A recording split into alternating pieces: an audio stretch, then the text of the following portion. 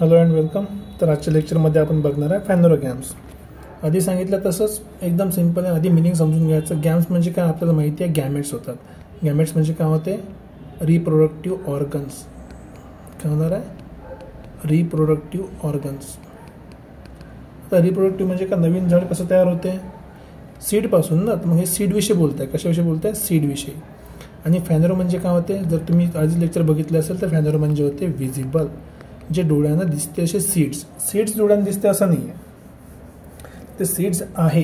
Actually seed आहेत, त्याच्यामुळे काय होते, नवीन झाड तयार होते. तर फॅनोरोगॅमची बेसिक कंडिशन काय, की फॅनोरोगॅम्स काय तयार करतात, फॅनोरोगॅम्स प्रोड्यूस सीड्स. सगळ्यात पहिले काय, फॅनोरोगॅम काय प्रोड्यूस करतात, फॅनोरोगॅम प्रोड्यूस सीड्स.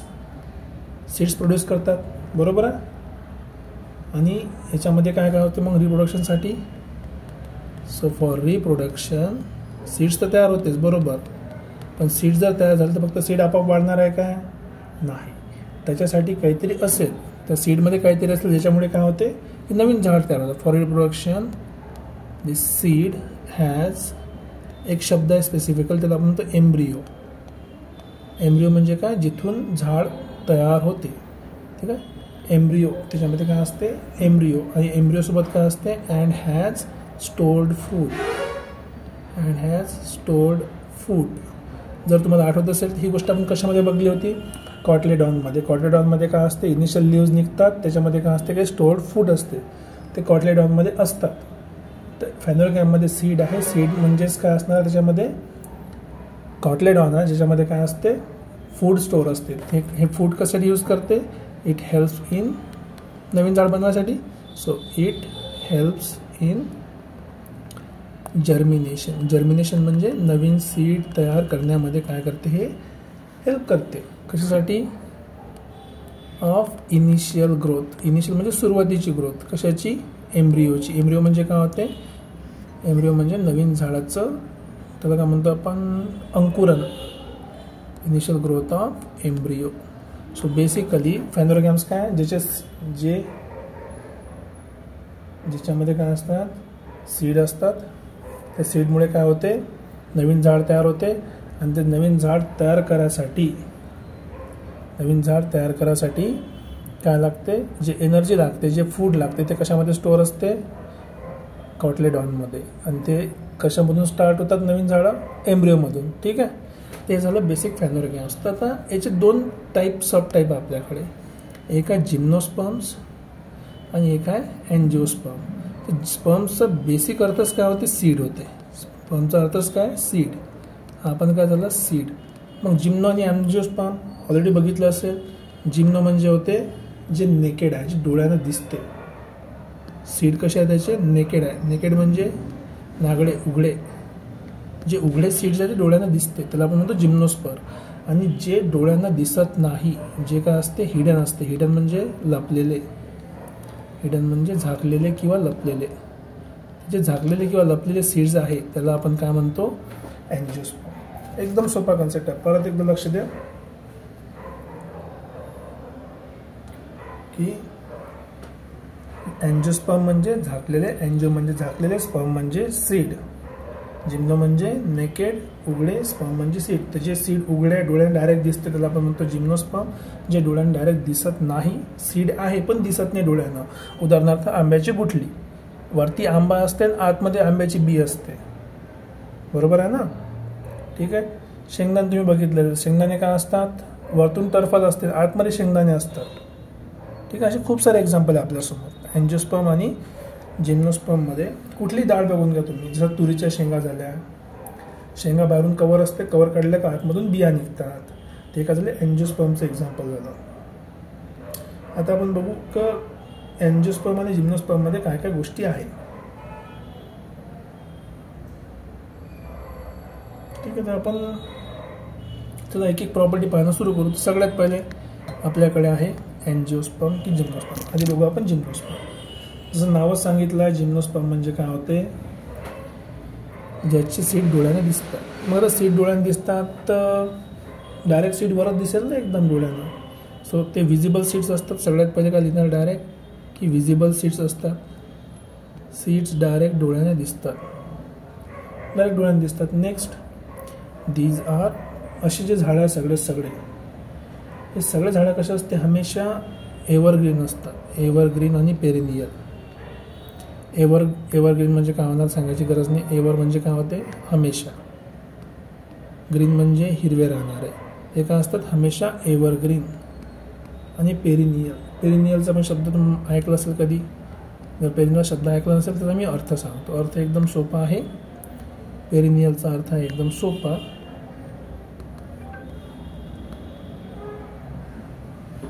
पेरिनियल म्हणजे होते वर्षभर जे हिरवे राहतात, जे वर्षभर नेहमी काय राहतात, हिरवे राहतात, त्याला काय म्हणतो आपण, पेरिनियल.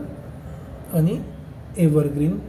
आणि सोबत काय असतात, उडी पण असतात. उडी म्हणजे काय, जास्त तुम्हाला त्याचे काय दिसणार, लाकडं जास्त दिसणार. लाकडं म्हणण्यापेक्षा जास्त खोड मोठा राहते, असे उडी टाईपचे.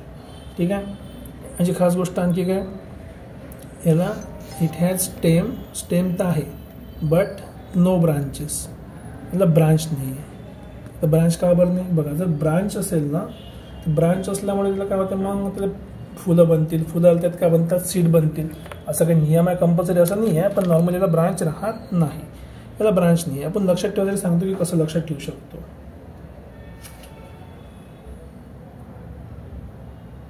ठीक आहे. सेकंड मग थर्ड पार्ट, की याचे जे लिव्ज आहेत ते काय बनवतात, क्राऊन बनवतात. Leaves form crown. क्राऊन म्हणजे काय होते, मुकुटसारखं. म्हणजे जर असं तुमचं झाड असेल, हे लाकूड आहे तुमच्या झाडाचं, ठीक आहे, तर लिव्ज कसे असणार, असे पसरलेले बाहेर. तुम्ही पाहिले असेल ना, बरेच झाडं पाहिले असेल असे पसरलेले लिव्ज. याला फांद्या दिसतात का, बिलकुल फांद्या दिसत नाही.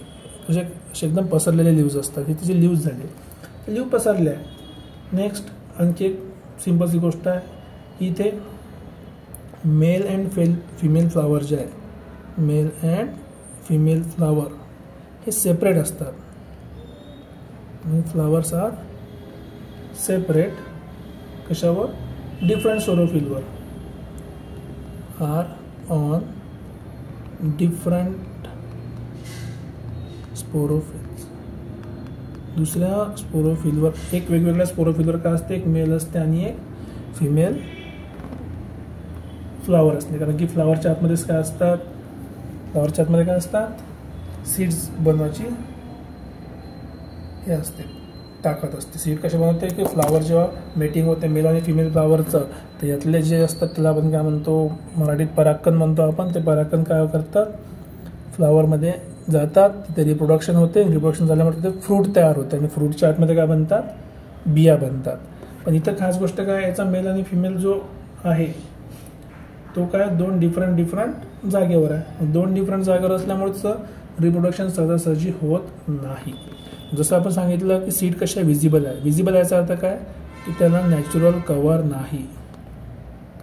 नॅचरल कवरिंग जे असते ना सीडला, नॅचरल कवरिंग कशी आहे, अब्सेंट आहे. तर नॅचरल कवरिंग नाहीच आहे बिलकुल. नॅचरल कवरिंग कशी आहे, एकदम अब्सेंट आहे इथे. ठीक आहे. अजून काय राहिलं, आता जर समजा साधी गोष्ट आहे की जर तर बिया नसेल, बिया कायच्या अंदर असते, फ्रूटच्या अंदर. मग जर बियाच नाही म्हणजे फ्रूट नसेल ना. सॉरी, बिया झाकल्या असते कशामध्ये, फ्रूटच्या अंदर. उलटं बोललो मी, चुकीचं, सॉरी. बिया कशा अंदर असते, फ्रूटच्या अंदर. बाहेरचा आंबा खाल्ला की अंदर बिया निघते. म्हणजे बियाच जर बाहेर असेल तर फ्रूटची गरज आहेच नाही. So therefore these plants do not form food. हे जे प्लांट्स आहे, so these plants do not form fruits. हे फ्रूट्स बनवत नाही. ठीक आहे. तर बेसिकली एवढ्याचे कॅरेक्टरिस्टिक्स आहे, किंवा एवढ्याच्या आपण काय म्हणतो कॅरेक्टरिस्टिक्स म्हणण्यापेक्षा एवढ्या याच्या गोष्टी आहे ज्या आपण समजू शकतो की काय काय याच्यामध्ये. सीड तर आहे, ओके, सगळ्याला माहिती आहे. पण हे सीड काय डायरेक्ट डोळ्याने दिसते. डोळ्यानं काऊन दिसते, कारण त्याला झाकायला नॅचरल कव्हरिंग नाही आहे. सेकंड गोष्ट, तर हे हमेशा एव्हरग्रीन असते, पेरिनियल असते, उडी असते. एव्हरग्रीन म्हणजे नेहमी तुम्हाला हिरवे दिसन, फक्त पाणी देत राहा. कोणताही सण असू द्या, कोणताही ऋतू असू द्या, उन्हाळा, हिवाळा, पावसाळा, नेहमी ते हिरवत दिसन तुम्हाला. त्याला लाकूड तर असते पण त्याला ब्रांच नाही आहे. मग ब्रांच नाही तर पानं, मग ब्रांचला लटकन काय नाही, लटकन डायरेक्ट कशाला लागणार आहे, पानं लागण डायरेक्ट स्टेमला. मग स्टेमला जर का पानं लागले तर लिव्स कसे बनतात, ते क्राऊन बनवतात. क्रोन काय बनवतात, क्राऊन. क्राऊन म्हणजे काय, डोक्यावर ठेवतो ना आपण ते क्राऊन. डोक्यावर ठेवतो ना ते क्राऊन, ठीक आहे. मग याच्यात मेल आणि फिमेल जो फ्लावर आहे हा डिफरंट स्पोरोफिलवर आहे. डिफरंट म्हणजे वेगवेगळे, स्पोरोफिल म्हणजे तेच पार्ट त्याचे ज्याच्यावर ते रिप्रोडक्शनचा फ्लावर उगवते, ठीक आहे. आणि प्लांट्सला फ्रूट्स बनत नाही कारण की सीडच बाहेर आहे. सीडला झाकासाठी काय असतात, फ्रूट्स असतात. बरं फ्रूटच जर सीडला झाकाची गरज नाही तर फ्रूट बनवायची पण गरज नाही, ठीक आहे. एक्झाम्पल आपण लिहूया थोड्या वेळाने याचे. आधी सेम कंडिशनवर आपण काय बघूया की अँजिओस्पर्ममध्ये काय काय असतं. अँजिओस्पर्म एकदम सिम्पल आहे, जे इथे नाही ते इथे असणार आहे. इथे काय असणार आहे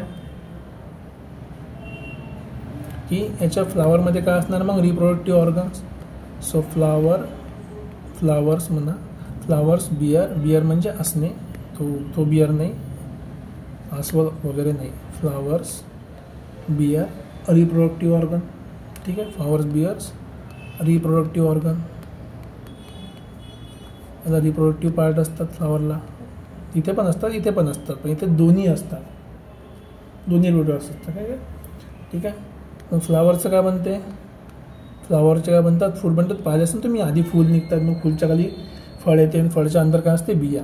सो फ्लावर्स काय होते, डेव्हलप होते कशामध्ये, डेव्हलप इंटू फ्रूट. आणि फ्रूटच्या अंदर काय असते, अँड फ्रूट हॅज सीड्स. फ्रूटच्या अंदर काय असतात, सीड्स असतात. किती सिम्पलची गोष्ट आहे. आणि जर फ्रूटच्या अंदर सीड आहे म्हणजे सीड कशाच्या अंदर कवर झाला आहे, फ्रूटच्या अंदर. So therefore seed has natural covering. त्याला काय नॅचरल कवर आहे, त्याला काय नॅचरल कवरिंग आहे. नेक्स्ट, मग जर समजा सीडला नॅचरल कवरिंग, तर सीडला जर आपण दोन पार्टमध्ये डिवाइड करू शकलो सेपरेट, तर आपण त्याला डायकॉट म्हणतो. जर दोन पार्टमध्ये सेपरेट नाही करू शकलो त्याला आपण काय म्हणतो, मोनोकॉट. तर याला दोन पार्टमध्ये आपण देऊ शकतो. एक आहे मोनोकॉटलिडॉन आणि दुसरा आहे डायकॉटलिडॉन. नावच सांगते, मोनो म्हणजे एक, डाय म्हणजे दोन. मोनोकॉटलिडॉन्स, डायकॉटलिडॉन्स. याला शॉर्टकटमध्ये मोनोकॉट आणि डायकॉट पण म्हणतात, ठीक आहे. तर बेसिकली ज्या ज्या गोष्टी अँजिओस्पर्ममध्ये आहे त्या जिम्नोस्पर्ममध्ये नाही, ज्या जिम्नोस्पर्ममध्ये नाही त्या अँजिओस्पर्ममध्ये राहणार नाही. आता तुम्ही म्हणाल सर इथं तर मी एव्हरग्रीन पेनियल सांगितलं, इथं काही स्टेम आणि ब्रांच नाही सांगितल्या, इथं ब्रांच असते का, त्या गोष्टी आपण समोर बघू जेव्हा आपण मोनोकॉट आणि डायकॉटच्या गोष्टी बघू. तर लिव्स कशा असतात, लिव्समध्ये काय काय पार्ट आहे, दोघांना आपण डिफरन्शिएट कसं करू शकतो, तुम्ही जर डोळ्यानं बघितलं तर कसं ओळखू शकता. आता आपण जाऊ याच्या एक्झाम्पल्सवर, ठीक आहे. एक्झाम्पल खूप सोपे आहे. तर सगळ्यात पहिले बघू आपण एक्झाम्पल. चला, अँजिओस्पर्मचं सगळ्याला माहितीच असेल. कुठल्याही याचे ज्याच्यामध्ये तुम्हाला बिया झाकलेल्या दिसतात, फॉर एक्झाम्पल पल्सेस म्हणजे काय होते, डाळ. कोणत्याही डाळी घ्या तुम्ही, तुरीची डाळ, चना डाळ, हरभरा डाळ, जे काही असेल त्या सगळ्या डाळमध्ये काय असते, दोन भाग बनतात, ते झाले. नंतर नेक्स्ट आहे मेज म्हणजे आहे, मेज आहे, कॉर्न आहे, ठीक आहे. अजून बघा मँगो आहे. तुम्हाला जे पण फ्रूट आवडत असेल त्या फ्रूट तुम्ही लिहू शकता इथे. हे सगळे काय झालं तुमचे अँजिओस्पर्म्स. आता येऊ जिम्नोस्पर्म. तर जिम्नोस्पर्मची प्रॉपर्टी जशी आहे तर फ्रूट तर बनत नाही. मग जर फ्रूट बनत नाही ते फक्त हिरवं दिसायला आहे, मग हिरवं दिसणारी जी गोष्ट आहे ते आपण त्यासाठी वापरतो, शोपीससाठी. सो एक्झाम्पलमध्ये काय ना, दीज आर डेकोरेटिव्ह प्लांट. हे महत्त्वाची गोष्ट आहे, दीज आर डेकोरेटिव्ह प्लांट. हे डेकोरेशनसाठीच वापरतो ना आपण, कारण त्याचं फक्त काही कामच नाही. आता ॲक्च्युली जे आपण आधी बघितले आहे ते पण काय डेकोरेटिव्ह प्लांट्स होते. कशामध्ये, टेरिडोफाइट्स, फरन्स वगैरे बघितले होते ना. मॅक्झिमम टाईम डेकोरेटिव्हसाठी यूज होते, दीज आर डेकोरेटिव्ह. पण आपण नेहमी डेकोरेटिव्हसाठी वापरतो असं कंपल्सरी नाही. काही ठिकाणी याचा आपण प्रॉपर यूज पण करतो. एक्झाम्पल जसं एक आहे पीसिया म्हणून आहे, ठीक आहे. पीसिया म्हणजे तुम्ही नाव नसतं ऐकलं, पण तुम्ही ऐकलं असेल क्रिसमस ट्री. क्रिसमस ट्री ऐकलं असेल ना. क्रिसमस ट्री काय, जिम्नोस्पर्म नाही. क्रिसमस काय, जिम्नोस्पर्म आहे, सॉरी. जिम्नोस्पर्म म्हणजे तेच डायरेक्ट फ्रूट येते, डायरेक्ट फ्रूट नाही येत, डायरेक्ट काय येते, सीड येते. क्राऊनसारखं पसरलं राहते, जास्त लाकूड राहते, पानं एकदम त्याला चिपकले राहतात, ठीक आहे. अजून दुसरं एक्झाम्पल कायकस.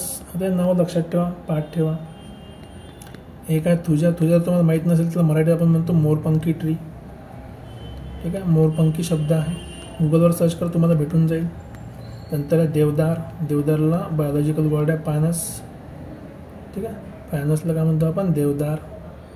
आणखी तुम्ही 1-2 एक्झाम्पल लिहू शकता, जसं हिबिस्कस आहे, लिली आहे. लिली म्हणजे माहीत आहे ना, लिली फ्लावर आहे. हिबिस्कस माहीत नाही का? हिबिस्कस त्याला आपण काय म्हणतो मराठीत, जास्वंद. ठीक आहे. नंतर लिली आहे. हे सगळे काय झालं तुमचे एक्झाम्पल कशाचे? जिम्नोस्पर्मचे. आणि हे काय एक्झाम्पल झाले? अँजिओस्पर्मचे. अँजिओस्पर्म तुमच्याकडे खूप एक्झाम्पल आहे. जेवढे जास्त एक्झाम्पल तुम्ही बघणार अँजिओस्पर्मचे तेवढे तुमच्यासाठी चांगलं आहे. एकदम डोळ्यासमोर जे पण गोष्टी तुम्हाला दिसते झाकलेल्या आहे कवरमध्ये, फ्रूट्समध्ये, त्याला आपण काय म्हणू? अँजिओस्पर्म. ठीक आहे. तशा प्रकारे आपण अँजिओस्पर्म, जिम्नोस्पर्म बघितलं आहे. नेक्स्ट लेक्चरमध्ये आपण मोनोकॉट आणि डायकॉट बघू आणि अशा प्रकारे हा चॅप्टर पण आपण कम्प्लिटली ओव्हर करू. ठीक आहे. थँक्यू. जर तुम्हाला समजलं असेल लाईक, शेअर आणि सबस्क्राईब करा. See you in next lecture. Bye bye.